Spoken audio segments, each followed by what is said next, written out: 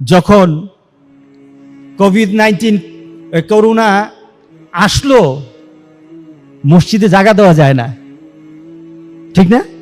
মসজিদে জায়গা দেওয়া যায় না। বলা হয় মসজিদে একটু সিস্টেম হতে আসতে হবে, একটু কম আসতে হবে, বাড়িতে সবাই নামাজ পড়েন। কিন্তু আমরা বলি না, বাড়িতে নামাজ পড়বো না, মসজিদই পড়বো। মসজিদ ভরে যায়, কোনোদিন মসজিদ জুমা ছাড়া ভরে নাই। কিন্তু যে কোভিড-19 যখন করোনা আসলো, মসজিদ জুমার মতো ভরে যেত, ঠিক না? এখন কি ভরে? হ্যাঁ, আবার ভরে নাকি? না না, এখন আবার ওই আগের জায়গায়। একটা আবেগ কাজ করছিল, আবেগ।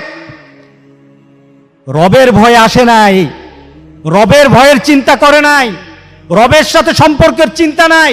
এসেছে কেন? একটা ভয়।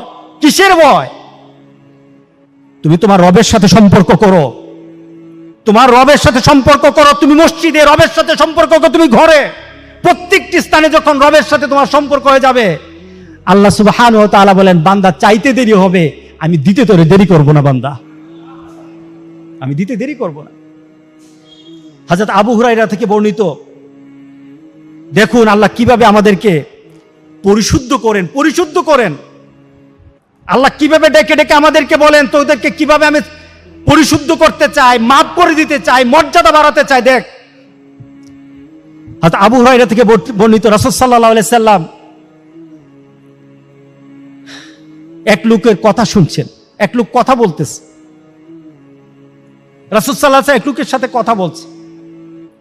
সে গুনাহ করলো, সে গুনাহ করলো, আসাবা জামবা, সে গুনাহ করলো। সে বলল, আল্লাহর কাছে বলল, ইয়া রব, আযনাবতু জামবি, আযনাবতু ফাগফিরলি, আযনাবতু ফাগফিরলি। আয় রব, আমি গুনাহ করেছি, আমারে মাফ করে দাও। আয় আল্লাহ, আমি গুনাহ করেছি। আমরা আল্লাহর কাছে চাই না? কিভাবে বলেন? আয় আল্লাহ, আমি গুনাহ করেছি, মাফ করে দাও। বলেন না, গুনাহ করেছি, মাফ করে দাও। সে ঠিক ওইভাবে বলছে, আযনাবতু ফাগফিরলি, আমি গুনাহ করেছি, আমাকে মাফ করে দাও। রাসূল সাল্লাল্লাহু আলাইহি সাল্লাম সাহাবায়ে কেরামকে বলতেছেন, এই লোকটা এইভাবে আল্লাহর কাছে চাইলো, গুনাহ করেছি, মাফ করে দাও মাবুদ। একটা মনের আবেগ দিয়ে তার আল্লাহর দরবারে চাইলো। আল্লাহ সুবহানাহু ওয়া তাআলা সাথে সাথে জবাব দিয়ে কি বলে শুনেন, আলিমা আদ্দি, আলিমা আন্না লাহু রাব্বা, আলিমা আন্না লাহু রাব্বা ইয়াগফিরু যামবা ওয়া ইয়াখুযুহু বিহি। আল্লাহ সুবহানাহু ওয়া তাআলা তখন বান্দাকে বলেন, আলিমা, আমার বান্দা কি এই ধারণা পোষণ করে, তার ভিতরে কি চিন্তা আছে, গুনাহ করে মাফ চাচ্ছে। আর আল্লাহ বলতেছে কি, আমার বান্দা কি এই ধারণা করে তার একজন রব আছে, আন্না লাহু রাব্বা, তার একজন রব আছে। কি বলেন, আমাদের রব আছে কিনা? বলেন, আমাদের রব। আমাদের গুনাহ মাফের মুহূর্তে এইভাবে চিন্তা কি করতে হবে? আলিমা, আল্লাহ বলতেছেন, সে কি মনে মনে এই চিন্তা রাখে, আন্না লাহু রাব্বা, তার একজন রব আছে। সে রব কি করবে? ইয়াগফিরুজ যামবা, তার গুনাহকে মাফ করে দিবে। ওয়া ইয়াখুযু বিহি, যদি মাফ করতে চান উনি মাফ করবেন, আর উনি যদি চান তাহলে গুনার জন্য পাকড়াও করবেন। কেউ তুই পাকড়াও থেকে বাঁচাতে পারবে না।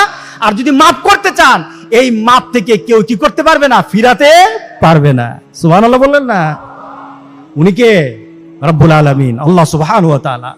আল্লাহু আকবার, সুবহানাল্লাহ, সুবহানাল্লাহ, সুবহানাল্লাহ। সে কি ধারণা করে? আলিমা, সে কি ধারণা করে? আমি চিন্তা করেন, মাবুদ আল্লাহ সুবহানাহু ওয়া তাআলা আমাদেরকে কিভাবে মাফ করতে চান। এরপরে আল্লাহ সুবহানাহু ওয়া তাআলা বলেন, বান্দা যখন আমার কাছে চাইছে আর ভিতরে ভিতরে এই চিন্তা রেখেছে যে আমি তাকে মাফ করব, আমি তাকে শাস্তি দেব, তবে মাবুদ আমি সবচাইতে ভালোবাসি মানুষকে মাফ করে দেওয়া। আমার শান হলো মাফ করে দেওয়া। রাহমাতি, আমার রহমতকে, আমার মাগফিরাতকে গজবের উপর আমি সবসময় প্রাধান্য দিই। আমি মানুষকে শাস্তি দিতে আমি ভালোবাসি না। আমার ভালোবাসা হলো আমার বান্দাকে রহমত দিয়ে মাফ করে দেওয়া। সাবাকাত রাহমাতি আলা গাদাবি, আমার রহমতকে আমি গজবের উপর প্রাধান্য দেই। আমি সাথে সাথে আমার বান্দাকে বলি, গফিরতু লাহু, গফিরতু লিআবদি, গফিরতু লিআবদি, গফিরতু লিআবদি, বান্দা তোরে মাফ করে দিলাম। বান্দা তোরে মাফ করে দিলাম, তোরে মাফ করে দিলাম বান্দা। সে আবার দুনিয়ার কাজে মত্ত হয়ে যায়। চলতে চলতে চলতে চলতে এক পর্যায়ে আবার সে গুনাহ করা আরম্ভ করে, সে আবার গুনাহ করতে থাকে। হঠাৎ হয়তো কোনো পরিবেশে বসেছে, কারো কথা শুনেছে, অথবা ভিতরে ভিতরে চিন্তা করেছে, আমি অনেককে দাফন করেছি, অনেককে জানাজা দিয়েছি, অনেকের কাফনের কাপড় আমি কাটতে দেখেছি, অনেককে আমি গোসল করাতে দেখেছি, অনেককে আমি জানাজায় উপস্থিত হয়েছি অনেকের। এই ভিতরে চিন্তা আসার পর সে মনে মনে চিন্তা করলো যে আমার যদি এখন চলে আসে আমি আল্লাহর দরবারে কি জবাব দেব, আমার যদি এই মুহূর্ত চলে আসে আমি আল্লাহর দরবারে কি জবাব দেব। এই চিন্তা নিয়ে সে সাথে সাথে আল্লাহর দরবারে হাত পেতে বলে, মাবুদ আমি গুনাহ করেছি, আচ্ছা বা জাম্বা, আমি গুনাহ করেছি, আমারে মাফ করে দাও, আমারে মাফ করে দাও। রব্বি আজনাবতু, আয় আল্লাহ আমি গুনাহ করেছি, আমাকে মাফ করে দাও। আল্লাহ সুবহানাহু ওয়া তাআলা সাথে সাথে ডাকের জবাব দিয়ে বান্দাকে বলতে থাকেন, আলিমা আব্দি। আবার ওই কথা, আলিমা আব্দি। সে কিন্তু এর আগেও গুনাহ করেছে, আল্লাহ মাফ করে দিয়েছে, আবার গুনাহ করেছে। আবার আল্লাহ বলতেছেন, আলিমা আব্দি আন্না লাহু রাব্বা ইয়াগফিরুয যামবা ওয়া ইয়াখুযু বিহি। আমার এই বান্দা কি মনে মনে ধারণা করে তার এক রব আছে। কি বলেন, আমাদের রব আছে কিনা? রবকে আল্লাহ সুবহানাল্লাহ। আপনি ভিতরে মিলাই নেন, এখনই করেন না, এখনই ভিতরে ভিতরে চিন্তা করতে থাকেন না, রাসূলের হাদিসের সাথে এখন নিজে হয়ে যান।